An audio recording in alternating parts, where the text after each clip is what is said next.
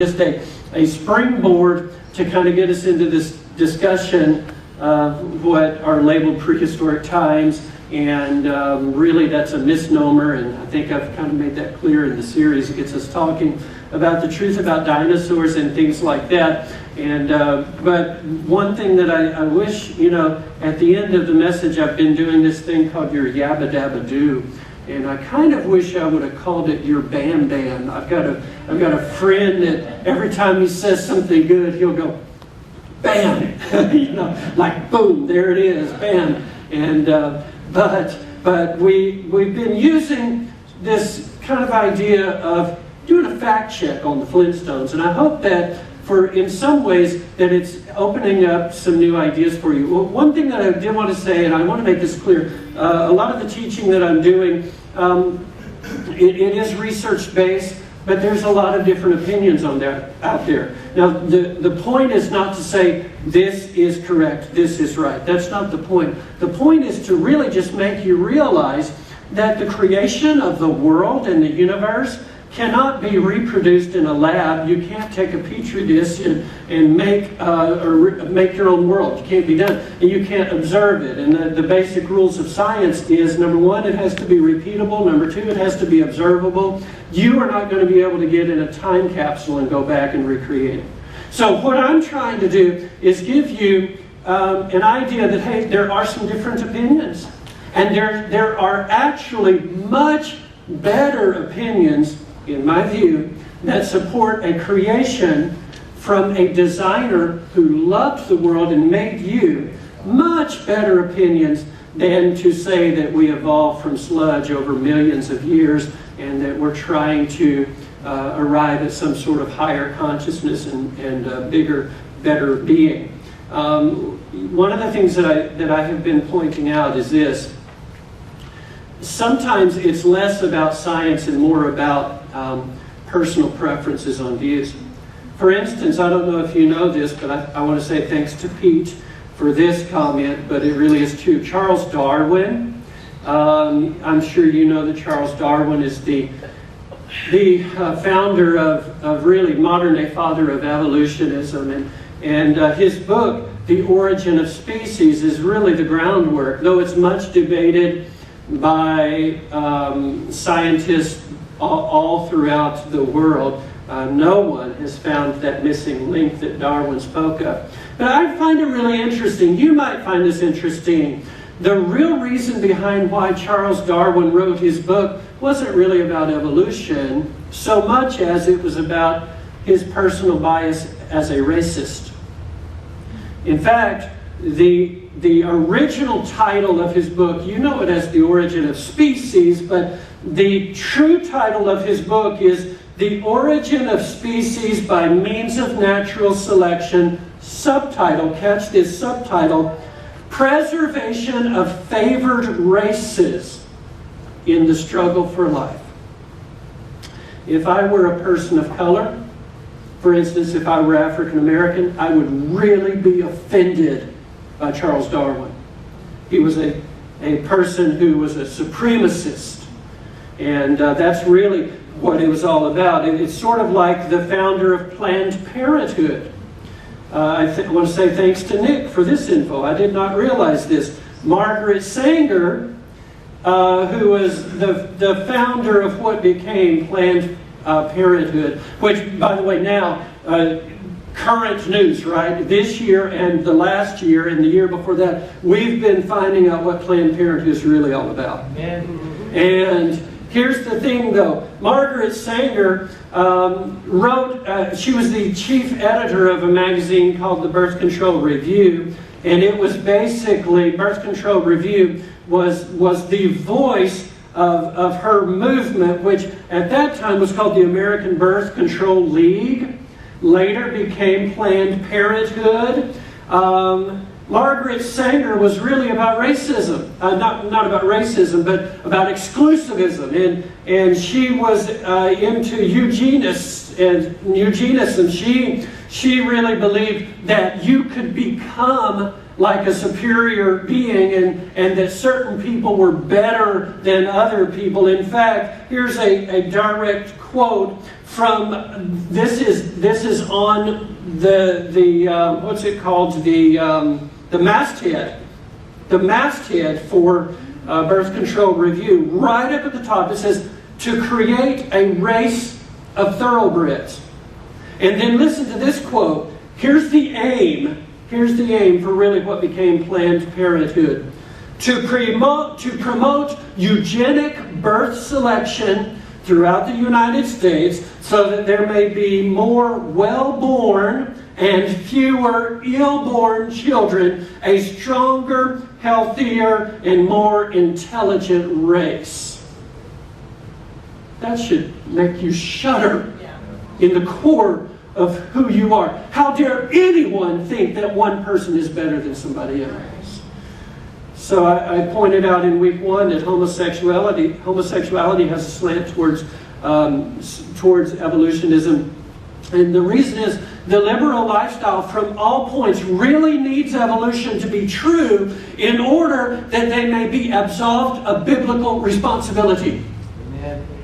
So, sometimes people hide behind things like medical science, female health, hide behind the advancement in the science of evolution, but really it's about personal lifestyle choices and less about truth. So today's talk is titled, The Great Bible Beasts.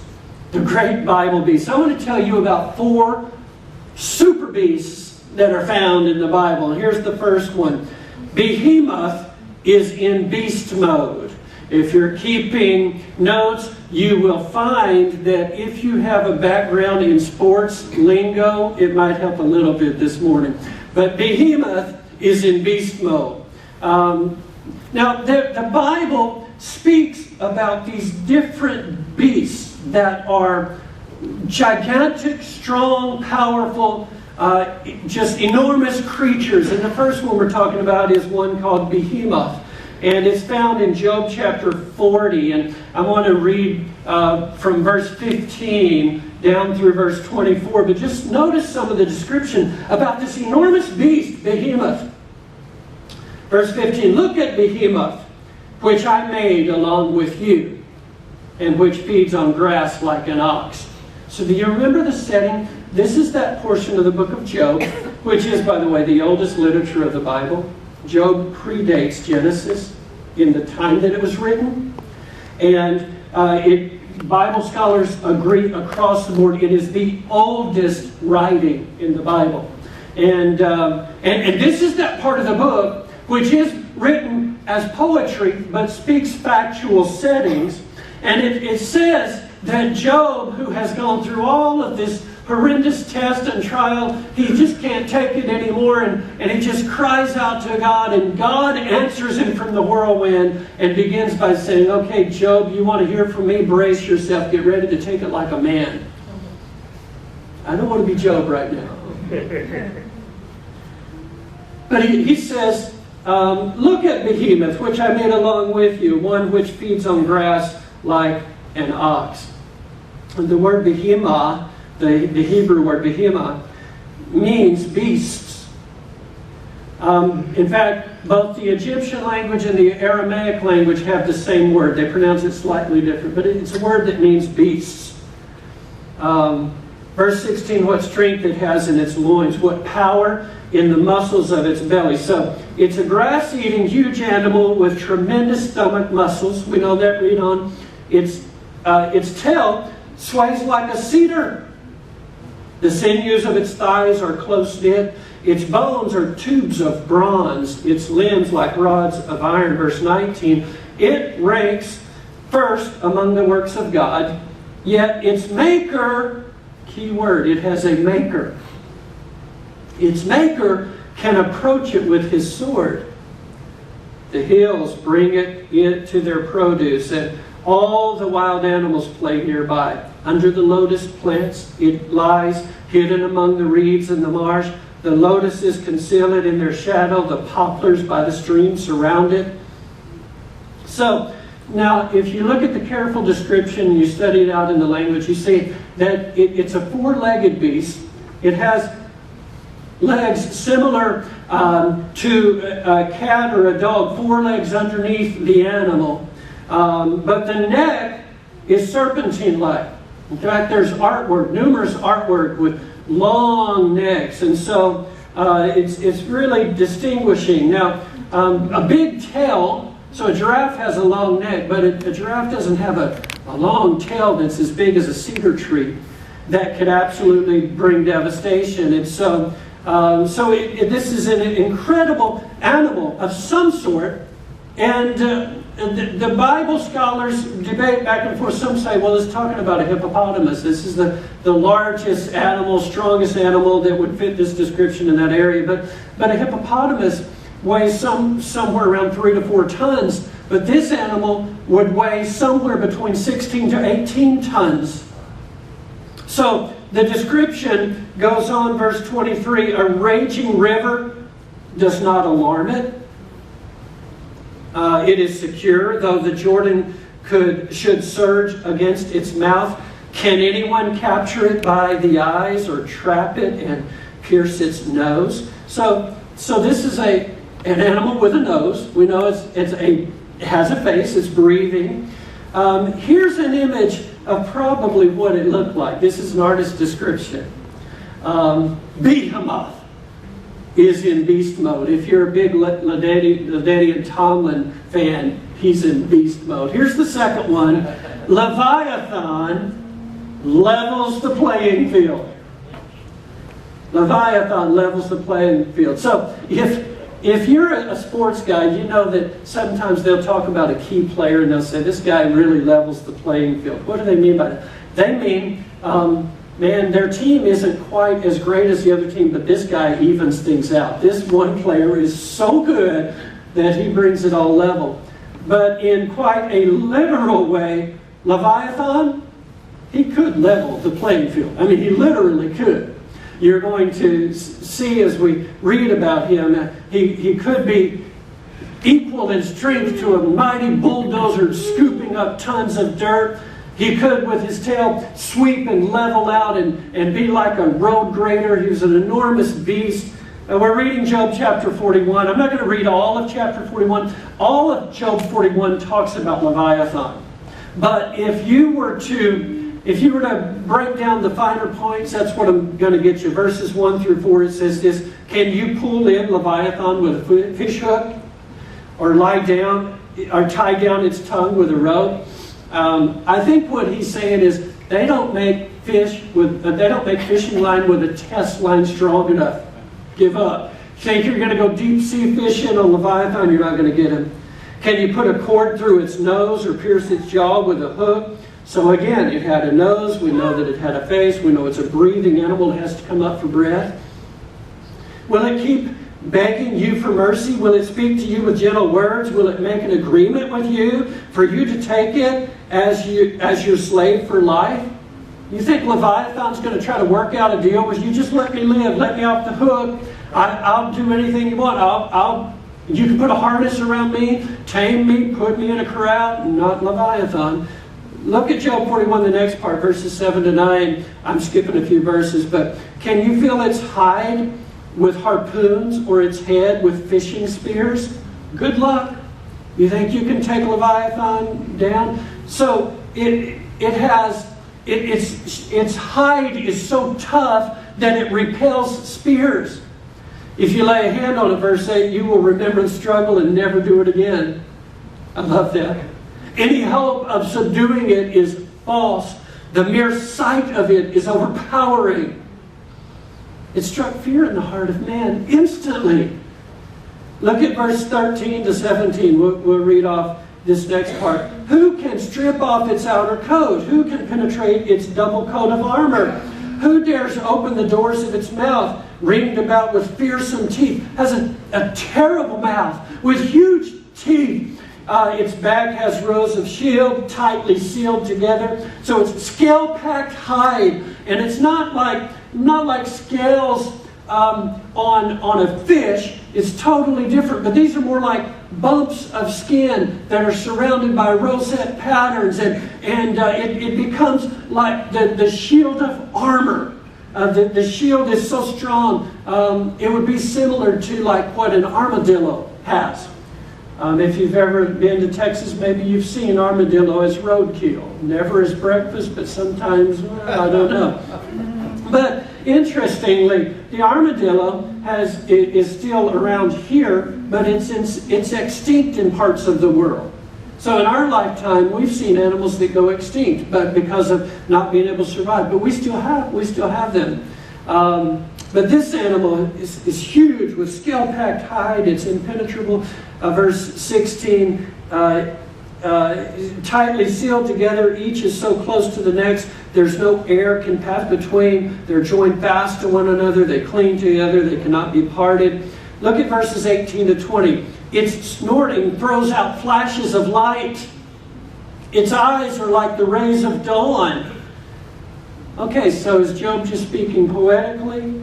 You know, the bombardier beetle actually blasts off fire and steam. I don't know if you've ever Googled any video of the bombardier beetle. But you can think of fireflies, how they emit light. But did you know, I remember as a kid, we used to catch fireflies in the jar, and it was, boy, fun at summertime, and get them in that jar, and boy, you'd have almost like a flashlight. You'd walk around in the dark. But actually, around the world, and in the sea, there's hundreds of animals, hundreds, that emit light, and that hundreds that can give off some type of light. Verse 19, flames stream from its mouth.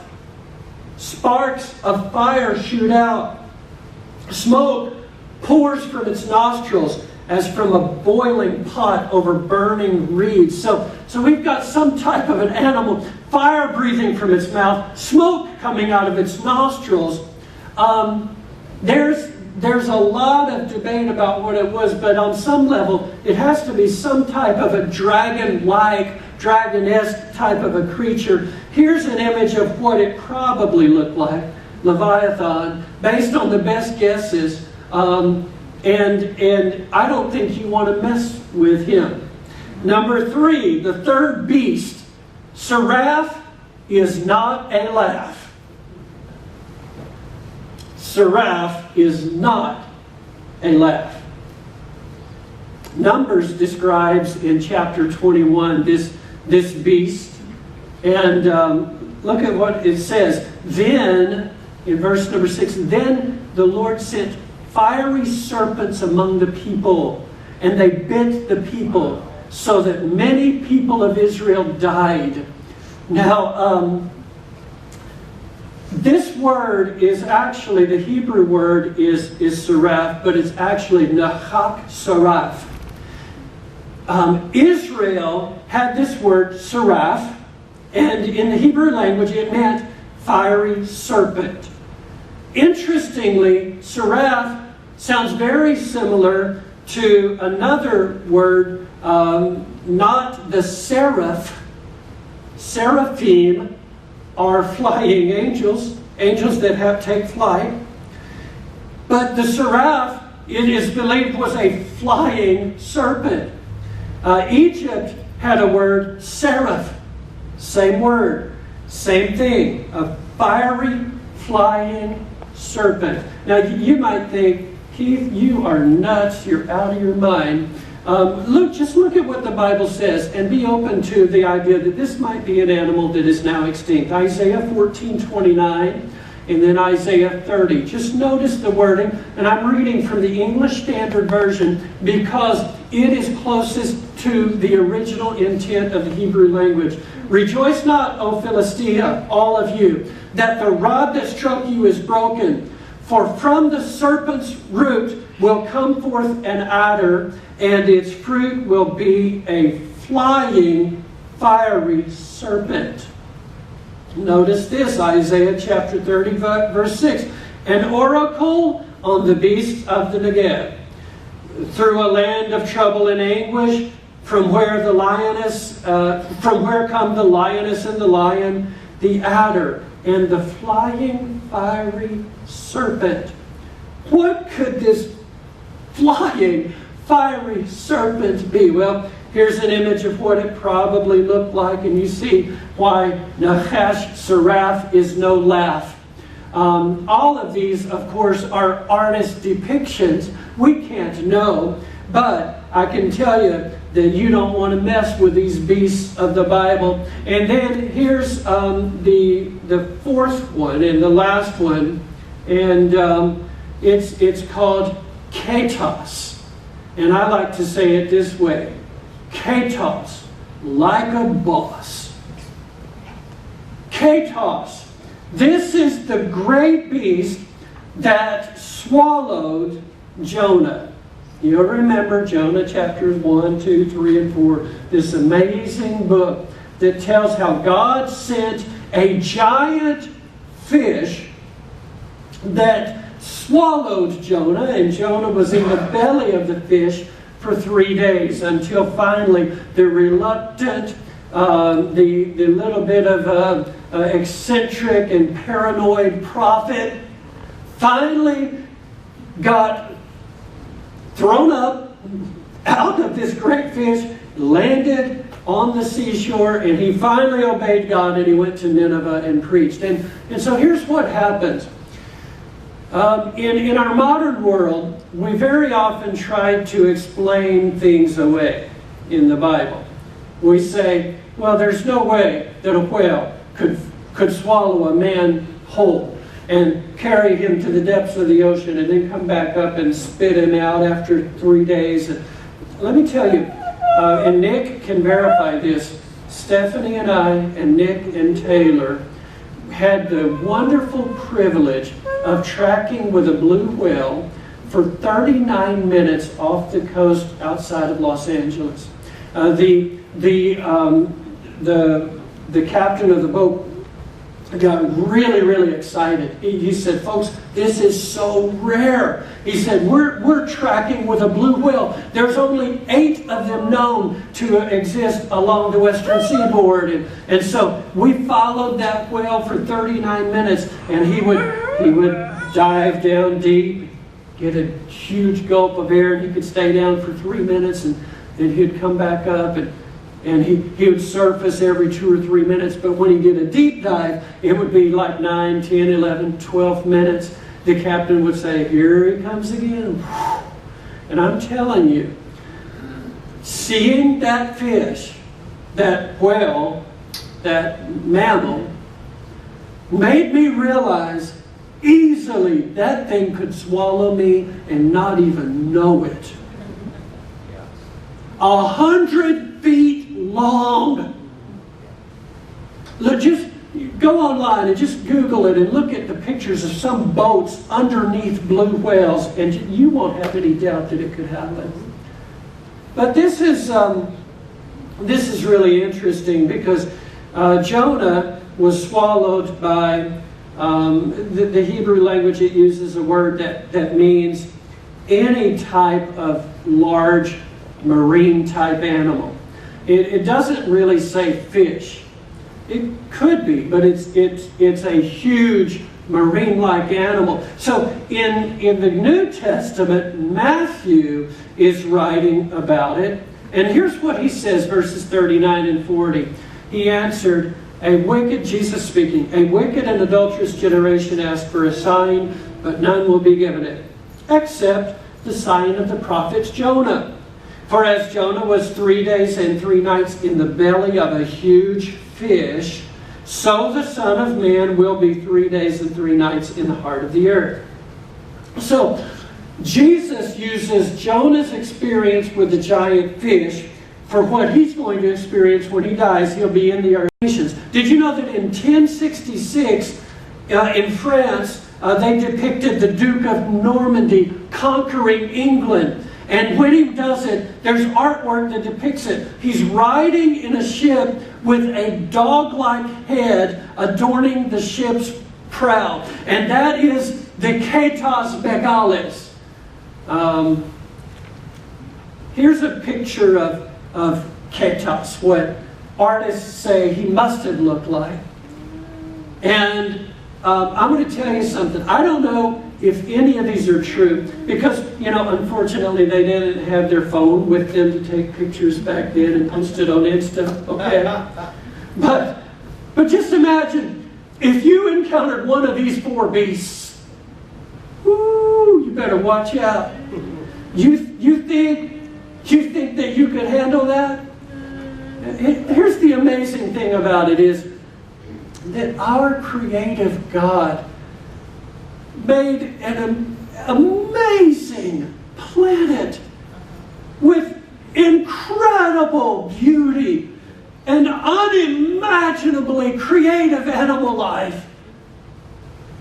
I have no problem believing that he could make all 4 of these. Interestingly, I didn't really get into it, but there's a lot of folklore in Jewish history about when they were out in the wilderness and they were attacked by fiery serpents, and when they had to put the serpent up on the pole, and it would have been more similar to like a dragon-like fire-breathing creature with wings that flew in and attacked them. Like I say, I don't know if that's true.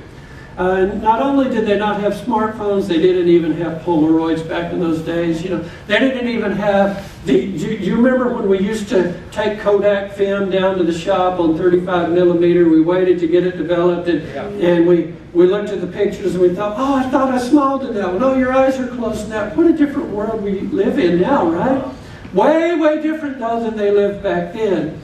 But just look at these great beasts of the Bible. Just take a gander at them. How enormous and how perfectly it coincides with the fossil record that we talked about last week. Each week I'm giving you a yabba dabba doo. Here's your yabba dabba doo today. The king of the jungle is the Lion of Judah. What do you mean, Keith? Well, the Bible describes it, and he's the Lion of Judah. Now, Revelation chapter 5, verse 5 is a verse that says, "Then one of the elders said to me, 'Do not weep. See, the Lion of the tribe of Judah, the Root of David, has triumphed.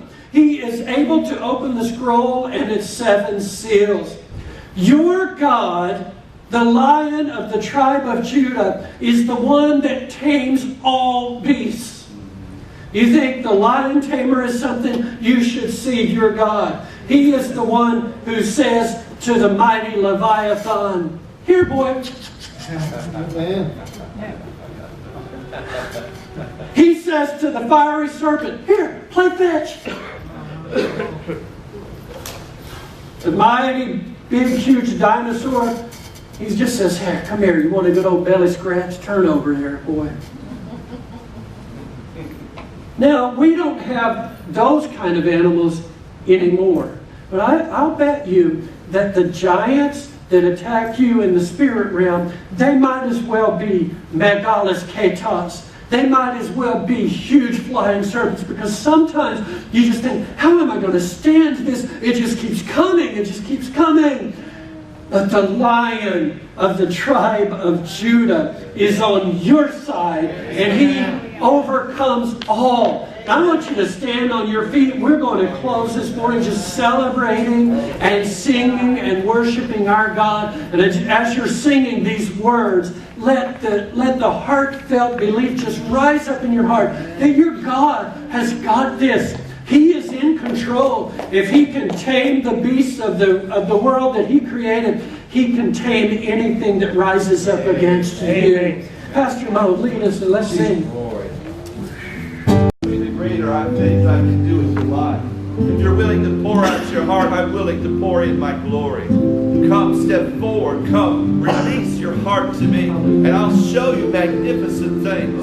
I'm just asking you to give me a radical move of your heart. I'm asking you to turn your heart to me and turn your mind off of the world. Get your eyes fixed upon me and see what I will do with your life. The Lord says you are not a loser. You're a victorious Christian. You're someone who has the mercy and the grace of God, and the power and the authority of the Lord will flow through you. If you will take one step and see what I will do.